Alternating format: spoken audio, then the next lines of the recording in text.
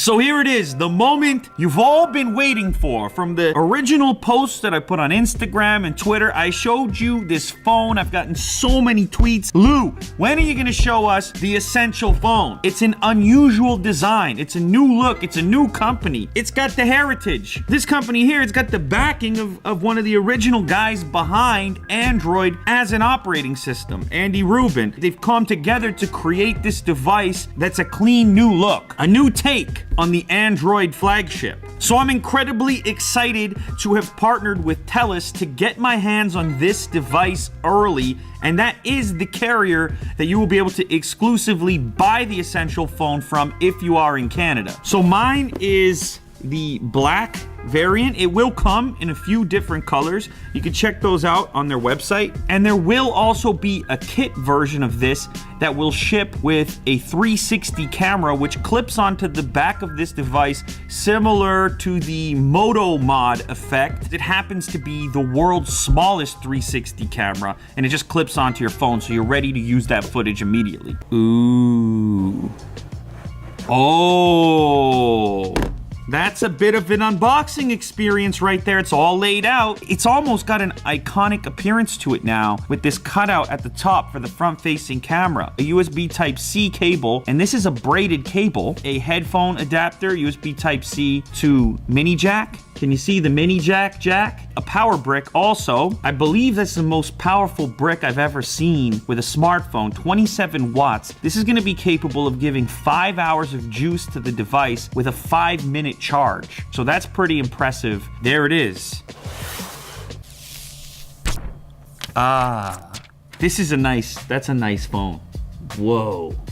It feels really luxurious. Everything is embedded. Nothing protrudes on the back. You can see the dual lens system up here, the fingerprint reader there. We have the volume up and down, as well as the power/lock switch, the SIM card tray, Type-C connector, and the speaker as well. Now the construction here on the outside is titanium, making this probably the first titanium phone I've ever held as well. They compared it to similar aluminum phones dropped on concrete. The difference is this one is tougher to dent. So they've used ceramic here as well as Gorilla Glass 5. Now these two connectors up in the top right corner, that's where the magic happens with the various accessories that will be able to clip onto there, including the 360 camera that I mentioned earlier. It clips on in this location, sits above the phone a little bit, and apparently it's the smallest 360 camera on planet Earth. Let's take a look at this display. It's a QHD display, and I'm expecting a fairly slick Android experience here. We're also gonna test out this fingerprint scanner on the back. I'll add a fingerprint right now.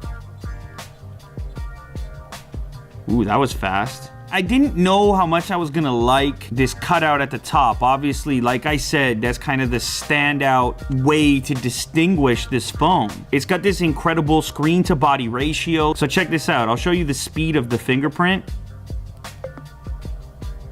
One thing I will say, this one is so flat across the back. You're kind of like wondering for a second if you're on top of it, but it's obviously a huge step ahead of the Galaxy S8 because that one is a weirder thing to reach. It's an odd shape and the camera's in that location, as you know. Not a huge fan of the implementation of the fingerprint reader on the S8. So obviously, a very clean OS here also. It's basically pixel. It's basically stock. That's wild. Things actually get close to that cutout at the top. The little icon there. Okay, so for video, let's see what happens. I turn it this way.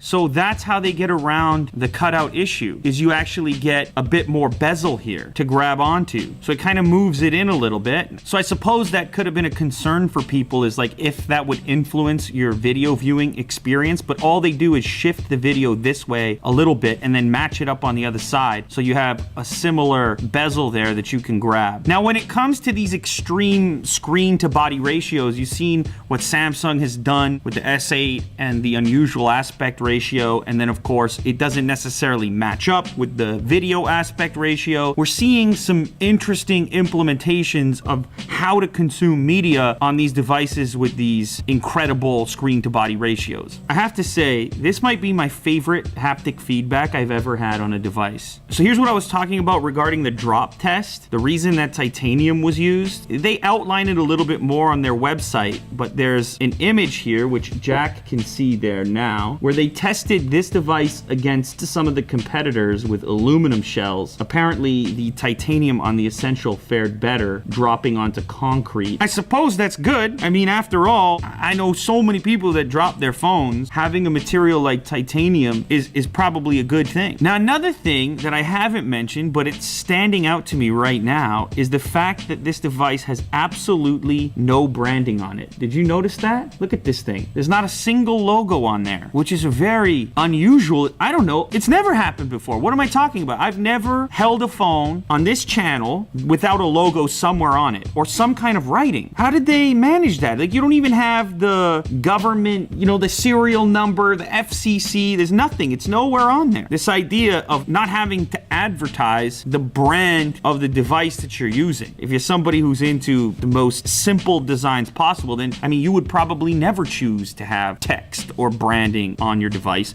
Certainly for people in that camp, this has got to be your only choice at the moment, I would assume, unless there's some other phone out there. But as I said, I certainly haven't seen it, and it hasn't come across this table. So this dual lens system on the back of the Essential phone is apparently the world's slimmest of any system like this. In this case, you have one that's monochrome, one that's color, and it doesn't protrude at all, unlike some competitors, which I'm sure you're aware of. All right, so that covers the cameras on the back, but what about this guy on the front, the one that's getting all the attention? This is still a significant camera here. It's capable of 8 megapixel photos and 4K video. Okay, so for the usual camera test here, let's go in and snap a photo of you guys looking at me here. Boom. And then I'm gonna also test the monochrome sensor. Now, the reason they've gone this route with the 2-lens system is to create better images in low light. There's actually more information as opposed to what Apple has done in the latest iPhone 7 Plus and likely the next iPhone, where one of the lenses is zoom and the other one is a more standard format. So the best way to think about it is they've gone for an emphasis on low light performance. Video mode is controlled up in this section here, and you can switch between 4K, HD, and 60 frames per second for fast moving stuff. I kind of want to test out the 4K mode. Okay, so low light performance, 4K video mode, you can tell is very dark over here. Let me take a quick walk over here. This is dimly lit. So this will give you a better idea of the sensor performance in a dark environment. That's actually pretty impressive, at least on the display here.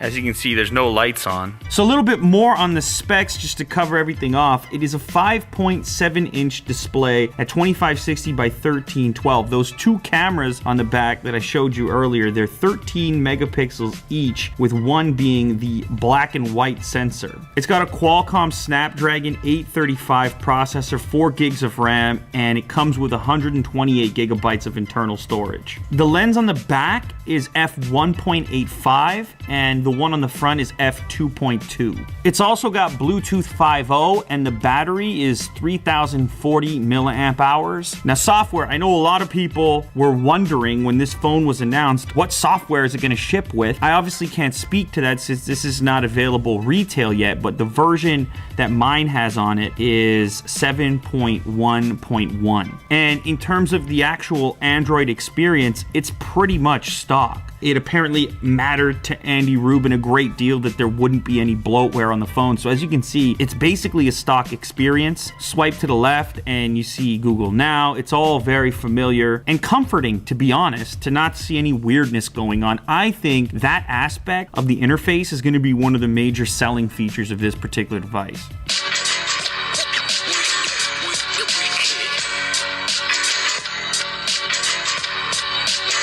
All right, so the speaker, it's one of these down-firing things. You guys know I'm not the hugest fan of that. If you could have forward-facing speakers, it's gonna be better. That said, this type of design, this whole screen-to-body ratio frenzy that's going on right now, I mean, I think the days of asking for forward-facing speakers is pretty numbered. I mean, you could see even with this device here, they had to do a screen cutout just for the front-facing camera. Imagine you had to try to jam speakers in there that were facing front-facing. It'd be tough. All right, so who is this phone for? I think Android purists are going to be really excited about this thing because what you get out of the box is kind of Android as it was intended. No fluff, no extras, hence the name Essential. All right, but because of that, there's a few things missing on here that you might have wanted that are in some other devices. For example, this one here is not waterproof and it doesn't have expandable storage. So a lot of buyers, that might not be such a big deal, but it's something that you need to know about going into this. Maybe you get a little bit back from the durability angle when it comes to drops and the titanium and the ceramic and so on, and maybe the overall build as a whole. Another thing to mention regarding the screen to body ratio wars is the aspect ratio they've chosen to go with here. Of course, you're probably familiar with the Galaxy S8. I made a few videos about it, and as you can tell straight away, it's got this slender aspect ratio on the screen. That's not what you're met with when it comes to the Essential. This is a lot more familiar. It doesn't roll off the edge,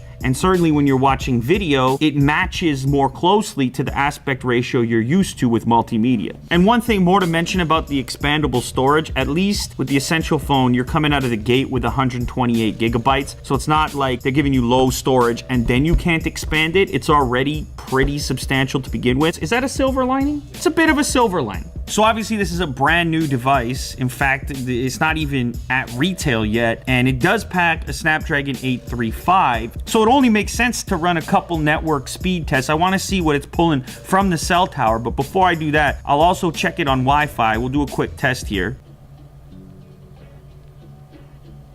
Now, of course, this figure here is going to be limited by your local network, the router that you're using, and so on. All right, now let's turn Wi-Fi off, and we're going to go with the LTE now.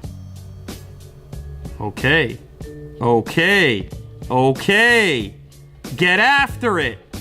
Go on now. So that's kind of interesting. We actually did a far better download on LTE than we even did on our Wi-Fi. That's pretty impressive. To be clear, this test is being performed north of Toronto. We're on the TELUS network right now. So there you have it. Your first look at the Essential phone, a completely new brand in the space. Obviously, this is just an unboxing video. I'm gonna spend some more time with this. In fact, if you guys would like to see a comprehensive review after I've had more time to use it, let me know by leaving a thumbs up down below, and I'll give you some more feedback from a daily use scenario. I'm gonna pop my SIM card into here and see what it's really all about. Also, if you'd like to pre-order one of these Essential phones, be sure to check out the link in the description. The details will be there so that you can be one of the first to get your hands on this device exclusively from TELUS here in Canada.